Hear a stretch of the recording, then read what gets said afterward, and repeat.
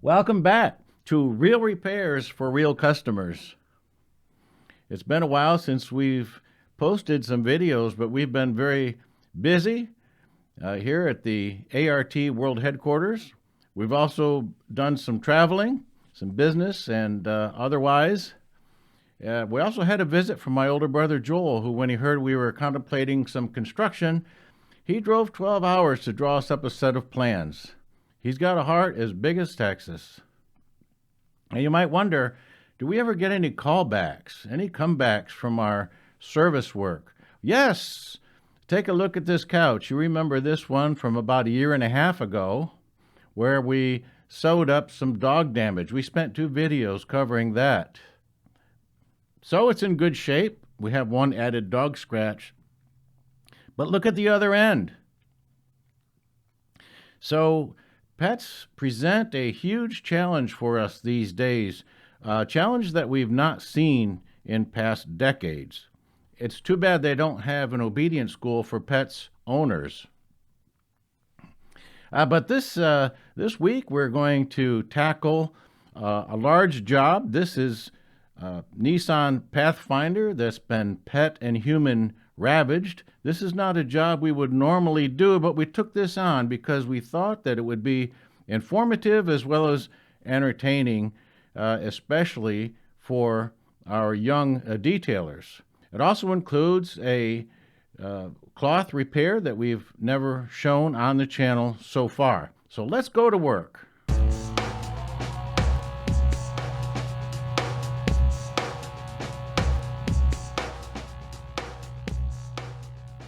Of course, the rear seats are much the same as the front seats. Now, the detailing department cleaned on this and then they gave up. They were totally overwhelmed. For this video, we're going to track the driver's door and the driver's seat in particular because those are the worst, but every door, every seat is the same.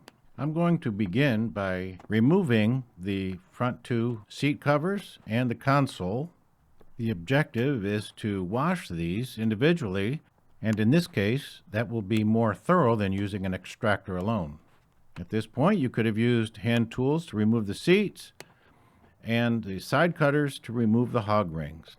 And of course, the covers are anchored to the frame by those plastic J channels. And those can just be pulled off by hand. Now, most detail shops will have a washing machine that you can throw these into.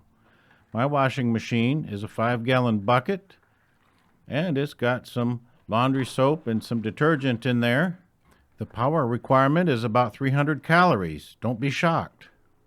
I thought about taking the fabric off of the console cover, but let's just wash the whole thing.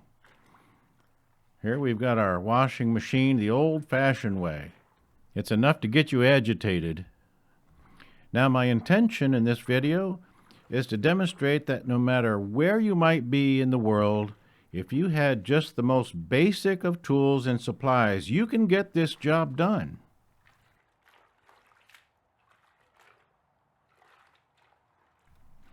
This is hot water, by the way, the hottest that I could get out of the tap. And it is proving to be enough to start to soften up this caked-in dirt.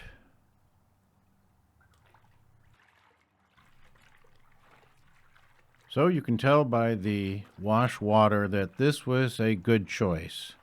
We're going to be getting this cleaner than we ever could with an extractor, no matter how many times we cleaned over this vehicle. Now, there's nothing wrong with using a gray scuff pad here on the cloth. We're not going to be hurting anything with that. Instead, we're going to be able to separate the fibers better and get the dirt down from in between. So the scuff pad gives us a greater efficiency, a greater transfer of our energy into getting the most work done. So now I've taken the show outside. I've picked the biggest brush that I have to scrub these seats with, hopefully get them done quicker. And now let's flush this toilet. And now it's time for the rinse cycle. You might think that you need a pressure washer here, but again, we're demonstrating that you do not need special, expensive equipment to get the job done. You have to be willing to work. That's the only thing. And so we've got another wash cycle ready to go. Since the water was that dirty to begin with, I figured let's try another wash cycle and see what more we can do.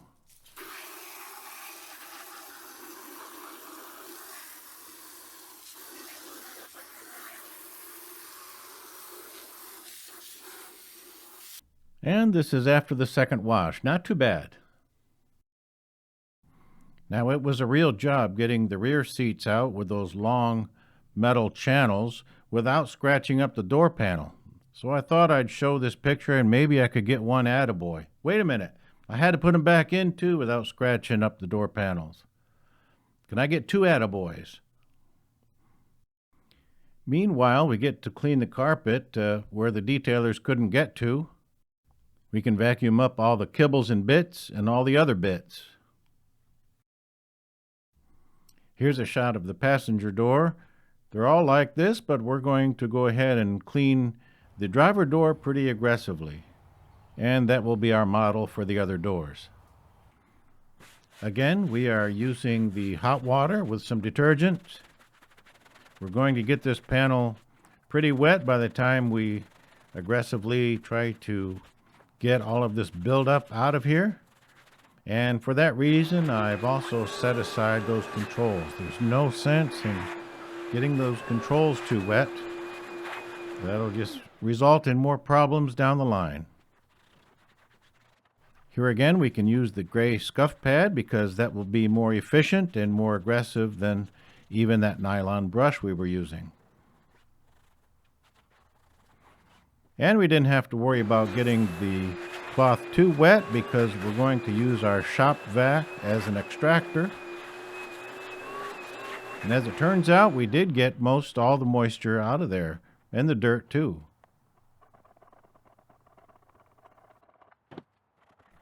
So the seat covers drip dried overnight, and the next day we were very fortunate to have sunshine and a lot of wind, so all the seat covers got dried out.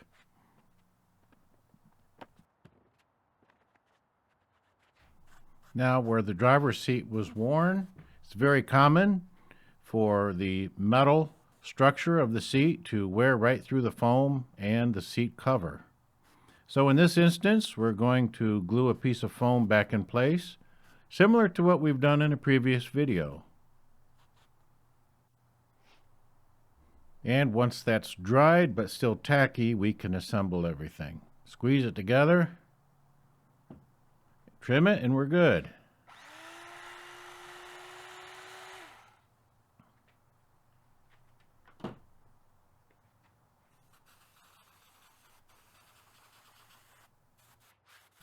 I have rough cut a piece of fabric to go over top of this. That will tend to hold the foam together, and it'll absorb the weight of the person sitting on there and distribute it more evenly, and that will help to preserve our repair of the foam. Again, we'll let it tack up before we put it together. I am not using added foam over the top in this instance for two reasons. One is I don't want to build up the thickness of the foam anymore because I'm going to be shortening the seat cover just a little bit. And this material will allow me to slide the shortened seat cover over. Here's a view of the passenger seat foam breaking the same way. That's why we call it a high wear area. Now, this is a 10-year-old vehicle, so I've decided to expedite the repair of the seat cover instead of putting a new seat cover in place. And in order to do this, I am just trying to measure what would be a parallel stitch to the existing stitch. Again, this is a judgment call. You certainly could follow and run parallel to the French seam there that's highlighted with the light contrast stitching if you wanted to. That would be your call. So I'm cutting along what will be the new stitch line.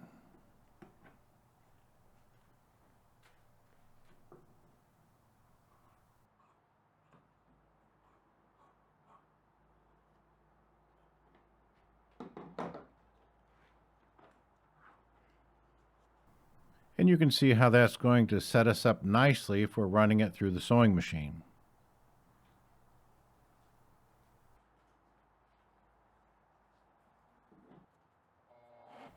Now, I would not expect a detailer to have a sewing machine and to be repairing the seat, but if he was really wanting to coordinate this job really well, he could correspond with the manager and say, look, while I have the seat apart, would you like to get with the person that does the upholstery and see if he wants to fix this while I have it apart?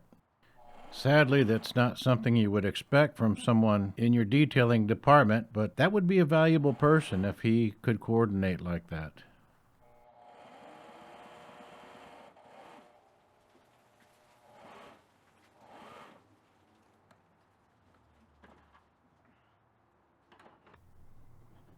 And I'm going back here to where I started that stitch just to make sure that we complete it right to the very end.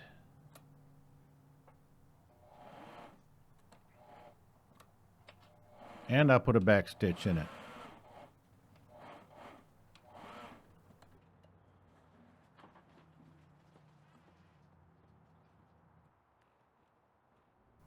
Now as we put this seat back together, bear in mind that these hog ring pliers are very basic tools. They're very cheap.